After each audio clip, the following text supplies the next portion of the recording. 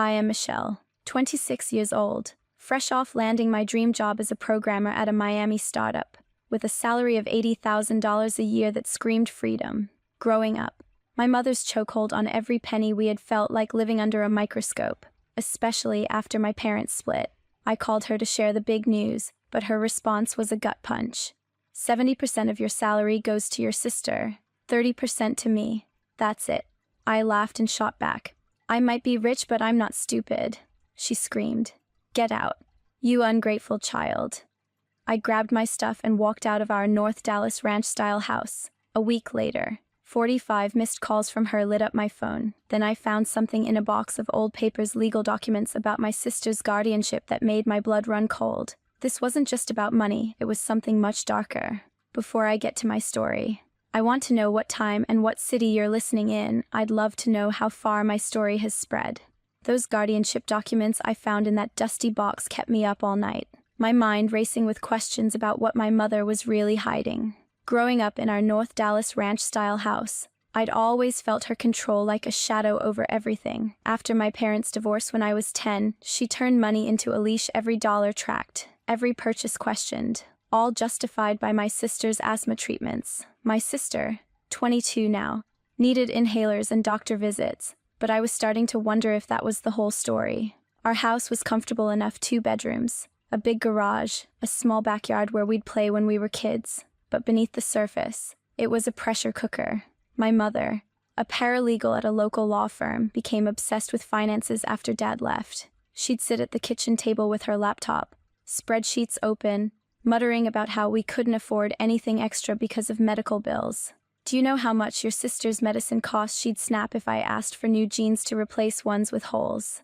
Your father left us with nothing, so I have to make sure we survive. I believed her at first. I was just a kid, and her stress felt like my fault. She'd talk about being scammed by Dad years ago. He'd drained their savings on some shady business deal before the divorce, leaving her to pick up the pieces. That story became her shield, her excuse for controlling every cent. If I wanted $1 for a soda at school, I had to justify it like I was on trial. Your sister's health comes first, she'd say, eyes narrowing. It wasn't just about money, it was about keeping us in line. By high school, I threw myself into school to escape. I was good at coding, spending late nights teaching myself Python from free online tutorials. I joined the computer club, took every AP class I could, and landed a partial scholarship to a state university for computer science. My mother took credit. Of course. See what my discipline did for you, she'd say, smirking, during a rare family dinner. But her discipline felt more like a cage. She'd check my bank account from my part-time coding gigs, questioning every withdrawal. Why'd you spend $10 at the coffee shop, she'd demand, even though I was paying my own way through college. My sister, 4 years younger, was caught in the same trap but worse. Her asthma wasn't severe, she managed with inhalers and occasional checkups, but my mother painted it like a life-or-death crisis. Your sister can't afford a single missed dose, she'd tell me, shutting down any request for extras like movie tickets or a school trip. I never resented my sister, she was my best friend, the one person I could talk to about how suffocating it all felt. We'd sneak out to the backyard at night, whispering about our dreams. She wanted to be an artist. I wanted to code apps that'd change the world, but money was always the wall between us and those dreams. The real blow came when I was 18, right before college. My mother sat me down with a stack of papers, saying they were for family security. I was young, trusting, and signed without reading closely some kind of financial agreement that gave her partial control over my earnings until I was 21. It's to protect your sister, she said, her voice soft but firm. I didn't question it then, but looking back, it was the first red flag of how far her control went. She wasn't just managing our money, she was managing our futures. College was a grind. My scholarship covered tuition, but I worked freelance coding jobs to afford books, food, everything else. I'd stay up until 3 a.m. debugging code for clients, then drag myself to 8 a.m. classes. My mother contributed the bare minimum, just enough to meet the divorce decree's requirements. She'd call to remind me how lucky I was to have a roof over my head growing up. I'm still paying for your sister's treatments, she'd say, as if my hustle didn't count. Every time I visited home, she'd hand me a list of chores: clean the garage, mow the lawn, saying it was my duty to give back to the family. My own bills, my own loans, those were my problem. The worst fight came during my sophomore year. I needed $500 for a required software course, textbooks, licenses, the works. I asked her for a loan, promising to pay it back with interest from my coding gigs. She laughed in my face. You think I have that kind of money lying around? Your sister's hospital bills are bleeding me dry. I found out later she'd bought a new car that year, a shiny SUV that didn't exactly scream financial hardship. I took out a student loan instead, the interest piling up like a weight on my chest. That fight stuck with me, the way her eyes glinted with control, not concern. It planted a seed of resentment I couldn't shake. Now, staring at those guardianship documents after being kicked out, that seed was growing into something else, anger, maybe even clarity. My mother wasn't just strict. She was hiding something. Those papers weren't just about protecting my sister, they were about keeping her under control, and maybe me too. I remembered every time she'd guilt-tripped me about money, every time she'd made me feel selfish for wanting a life of my own. I wasn't just fighting for my paycheck anymore, I was fighting for answers. That seed of resentment from my college days, fueled by those guardianship papers, was burning hotter than ever. I couldn't shake the feeling that my mother was playing a bigger game than I'd realized. A week after being kicked out, I went back to our North Dallas house for a so-called celebration dinner for my new job in Miami. I should have known it wasn't about me. My mother had insisted we eat at home to save money, dismissing my suggestion of a local diner. Why waste cash when I can make meatloaf just as good, she said, her voice sharp with that familiar control. The dining room felt smaller than I remembered, the air thick with tension. My sister Kimberly, now 22, gave me a quick hug, her smile warm but nervous. I'm so proud of you, she whispered, her inhaler tucked in her pocket like always. My mother, bustling around with plates of meatloaf and mashed potatoes, put on a show of pride. My daughter, the big shot programmer, she said, raising a glass of cheap wine. For a moment, I let myself hope this was genuine, that maybe we could move past the fight. But then she switched to her business voice, the one she used when money was the topic. Now that you're making real money, $80,000 a year, we need to talk family responsibilities, she began, setting her fork down with precision. I've been carrying this family alone since your father left us high and dry. Your sister's asthma treatments, her doctor visits, her meds, it's not cheap. I've given this a lot of thought. She slid a folder across the table, already open to a document outlining automatic bank transfers. 70% of your salary goes to Kimberly's care, 30% to me, to cover what I've spent raising you. It's only fair. The room felt like it was closing in. You're serious, I managed, my voice tight. You want all my money after taxes. You'll still have enough if you're smart, she said, as if I was a child asking for candy. This is what family does. Michelle, I sacrificed everything for you two. Kimberly's eyes widened, her fork frozen midair. Mom, I don't need, she started.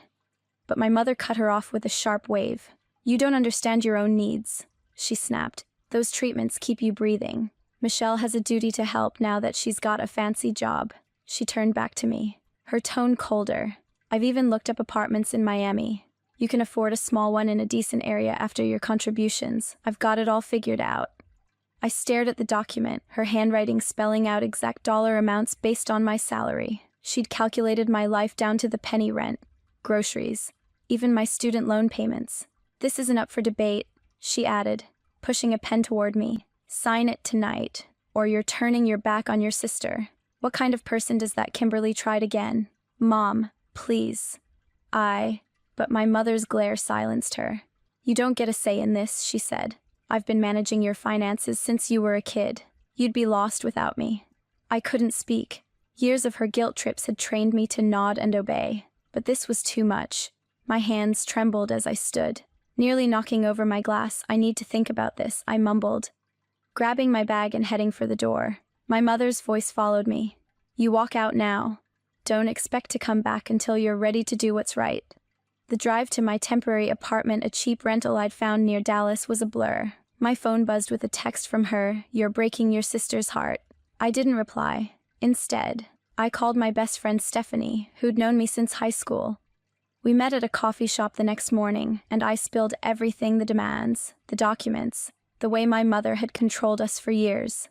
Stephanie leaned forward, her eyes serious. Michelle, this doesn't add up. If Kimberly's treatments are so expensive, where's all that money going? Have you ever seen receipts? Her words hit hard. I hadn't. My mother always waved off questions with vague excuses about medical costs. Stephanie sipped her latte and added, "You should check her accounts. Something's off. I've heard stories like this, parents using kids' money for their own stuff." Her suggestion lit a spark. I'd been too afraid to question my mother before, but now, with my entire salary on the line, I couldn't ignore it. Later that day, an email popped up from my Uncle Robert, a family lawyer who'd always been close to my mother. Heard about the dinner. He wrote, "Your mom's just trying to keep the family together. You should consider her plan, it's for Kimberly's sake." But something in his tone felt off, like he wasn't fully convinced. He ended with, "Let me know if you need to talk. There are some things about the family finances you might not know." That line stopped me cold. Robert, of all people, hinting at inconsistencies, it was the push I needed. By that night, I was pacing my apartment, my laptop open to a spreadsheet. I started calculating my take-home pay after taxes, about $55,000 a year. If I gave up 70% for Kimberly and 30% for my mother, I'd be left with scraps. Barely enough for a shared room in Miami, let alone student loan payments or savings. The math didn't lie. This wasn't about helping my sister, it was about trapping me. The guardianship documents, Robert's email, Stephanie's warning, they all pointed to a truth I'd been too scared to face. My mother wasn't just controlling, she was hiding something big. And I was done playing her game. I had to find out what she was really doing with the money she claimed was for our family. Stephanie's words and my Uncle Robert's cryptic email were like a match to dry grass. My suspicion was now a full-blown fire. I wasn't just going to sit back and let my mother dictate my life with her so-called family plan. That night, after pacing my apartment, I emailed Robert back. "What do you mean by inconsistencies?" I typed, my fingers shaking. "I need to know what's going on with Mom's finances." His reply came the next morning, short but loaded. "Meet me tomorrow. Bring any documents you have. We'll talk." Robert, my uncle and a family lawyer who'd always been my mother's go-to for legal advice, met me at a diner just outside Dallas. His face was grim as he slid into the booth, a folder of his own in hand. "Michelle," he said, leaning forward, "I've been helping your mom with paperwork for years, but lately, things aren't adding up. I pulled some bank records she shared for tax prep. There's money moving that doesn't match what she's told you." He opened his folder, showing me statements with transfers to accounts I'd never heard of, thousands of dollars, far more than Kimberly's asthma treatments could justify. I handed him the guardianship documents I'd found. His eyes narrowed as he scanned them. "These give her control over Kimberly's disability benefits," he said, voice low. "But the amounts she's claimed for medical expenses don't align with these withdrawals. We need to dig deeper." My heart raced. This was bigger than I'd thought. Robert agreed to help me access more records, using his legal connections to request detailed statements from my mother's accounts without tipping her off. The next day, I drove to Kimberly's apartment in a subsidized complex for young adults with health needs. My sister Kimberly, always the artistic one, greeted me with a tight hug, her easel covered in half-finished sketches. "I was so scared when Mom kicked you out," she said, her voice shaky. "She keeps saying it's my fault, that I need all this money for my health." I took a deep breath and asked, "Kimberly, have you ever seen actual bills for your treatments, like real numbers?" She hesitated, then pulled out her phone. "I wasn't going to tell you yet, but I've been recording her when she talks about money." I didn't trust her anymore. My jaw dropped as she played a clip, my mother's voice, sharp and dismissive. "Kimberly, your meds cost a fortune. Don't ask about the details. You wouldn't understand." Another clip had her ranting about investments that went bad, blaming the economy but never explaining. "I also started a savings account," Kimberly admitted, eyes bright with defiance. "I've been working part-time at an art supply store. I hid the money so she wouldn't take it." Her words hit me like a lightning bolt. My sister wasn't just a victim in this, she was fighting back in her own way. "How much are your treatments?" "Really?" I pressed. She shrugged. "Inhalers, checkups. Maybe a couple $100 a month. The state covers most of it." That didn't add up to the thousands my mother claimed. I called Dr. Kim, my sister's doctor, that afternoon. After explaining the situation, she agreed to meet us at her office. Dr. Kim, a no-nonsense woman with years of experience, pulled up Kimberly's medical records. Her asthma is well managed, she said, scrolling through her computer. Inhalers, 1 annual specialist visit, and occasional emergency meds. Total cost after subsidies is under $3,000 a year. Your mother's been sent these reports. I felt the air leave my lungs. $3,000 a year. My mother was demanding 70% of my $80,000 salary, over $50,000 after taxes, for Kimberly's care and her so-called repayment. Where was the rest going? Robert called later with more. He'd accessed my mother's financial history through a colleague at the bank. She's been funneling money into failed investment schemes, stock trades, risky real estate deals, he said. There's a pattern of losses going back years, way before you got this job. She's in debt, Michelle, and she's using Kimberly's benefits to cover it. He emailed me a spreadsheet showing withdrawals: 10,000 here, 15,000 there, none tied to medical expenses. One transfer matched the date she'd bought that new SUV during my sophomore year. I sat on Kimberly's couch, staring at the recordings and bank records. My mother wasn't just controlling, she was siphoning money meant for my sister to plug holes in her own bad decisions. The guardianship documents, those secret recordings. Dr. Kim's confirmation, it was a mountain of evidence, but it wasn't enough to just know. I wanted her to face the truth, to stop hiding behind her lies about family duty. Kimberly grabbed my hand. I'm with you, she said, her voice steady. I'm tired of her treating me like I can't handle my own life. Let's do this together. That moment sealed it. We weren't just sisters anymore. We were a team. With Robert's legal know-how and Dr. Kim's medical records, we started building a case not just to protect my salary, but to free Kimberly from our mother's grip. I knew confronting her would be explosive, but the evidence was undeniable. She'd been caught, and I wasn't backing down. The thought of facing her, of laying it all bare, sent a surge of adrenaline through me. This wasn't just about money anymore, it was about justice. The evidence we'd gathered, bank records, Kimberly's secret recordings. Dr. Kim's confirmation felt like a loaded weapon in my hands. My sister and I, backed by my Uncle Robert, were ready to confront my mother, but we knew a private talk wouldn't cut it. She'd just walk away or twist the story. Like always, we needed a setting where she couldn't escape the truth. So we chose the annual family gathering at my aunt's house in Dallas, a big barbecue with cousins, uncles, and neighbors, perfect for exposing her lies in front of everyone who'd believed her selfless mom act for years. The backyard was buzzing with chatter, kids running around, and the smell of grilled burgers filling the air. Kimberly and I arrived together, our folders of evidence tucked in my bag. My mother was holding court near the picnic tables, laughing with relatives, playing the devoted parent. When she saw us, her smile tightened. Didn't expect you two to show up, she said, her tone sugary but sharp. I took a deep breath and stepped forward, my voice steady. We need to talk, Mom, about the money you've been taking. The chatter around us died down. My aunt froze with a plate of potato salad in her hands. My mother's eyes darted to the crowd, then back to me. This isn't the place, Michelle, she hissed. You're embarrassing yourself. But I wasn't backing down. No. It's perfect, I said, pulling out the bank statements Robert had helped me compile. You've been saying Kimberly's asthma treatments cost thousands every month, but Dr. Kim says it's under $3,000 a year.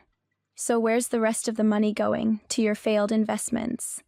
Gasps rippled through the crowd. My cousin Laura whispered something to her husband. My mother's face flushed red. How dare you accuse me in front of everyone, she snapped. Everything I've done is for this family. Kimberly stepped up, her voice calm but firm. Then explain these, she said, holding up her phone. She played one of her recordings, my mother's voice, clear as day. Kimberly, don't ask about the money. It's for your treatments. And that's all you need to know. The crowd went silent. Kimberly looked straight at her. I've got my own savings now. Mom, I don't need your control. My mother's composure cracked. You ungrateful girls, she shouted, after all I've sacrificed. Raising you alone, dealing with your father's mess. That's when Robert stepped in, his lawyer voice cutting through. Barbara, we've seen the records. You've been funneling Kimberly's disability benefits into bad stock trades and real estate deals. That's not sacrifice, that's theft. The word theft hit like a bomb. My aunt dropped her plate, and my uncle stared at my mother like he was seeing her for the first time. She didn't back down, she escalated. If you want to play dirty, Michelle, I'll make sure you regret it, she said, her voice low and venomous. I called your new boss in Miami yesterday. Told them you're unreliable, that you've got family issues, they're reconsidering your contract.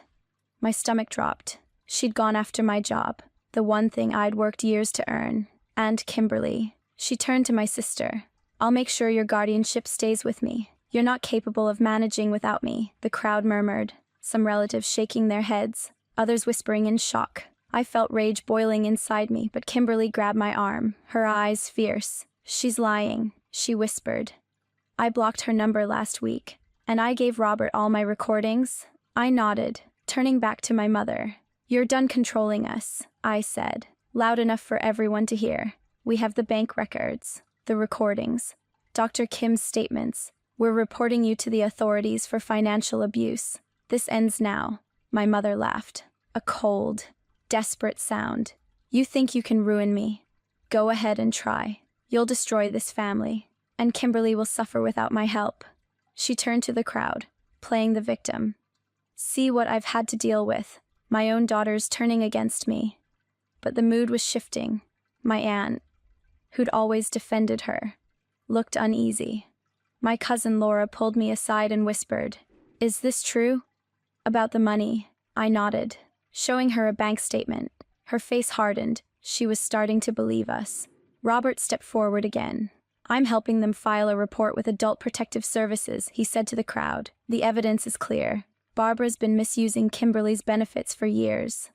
My mother's eyes widened. She hadn't expected Robert to turn on her. You're betraying me too, she spat. He shook his head. I'm doing what's right. You crossed a line. The confrontation was spiraling. But my mother wasn't done. She leaned in close, her voice a whisper meant only for me. Choose, Michelle, your job or your family. If you report me, you'll lose everything, your sister, your relatives, your place here. I'll make sure of it. Her words were a knife, twisting every fear I'd ever had about losing Kimberly, but looking at my sister, standing tall despite her shaking hands. I knew I couldn't back down. This wasn't about choosing between job and family, it was about breaking free from her lies. I met her gaze, my voice steady. I choose truth, I said. We're reporting you, and we're done with your control. The backyard went quiet, every eye on us. My mother's face twisted with rage, but for the first time, I saw fear there too. She'd underestimated us. Kimberly squeezed my hand, and Robert nodded slightly, his folder of evidence ready. The next step was clear. We were taking this to the authorities, no matter the cost. Her ultimatum had pushed me past fear into something stronger, resolved to end this once and for all.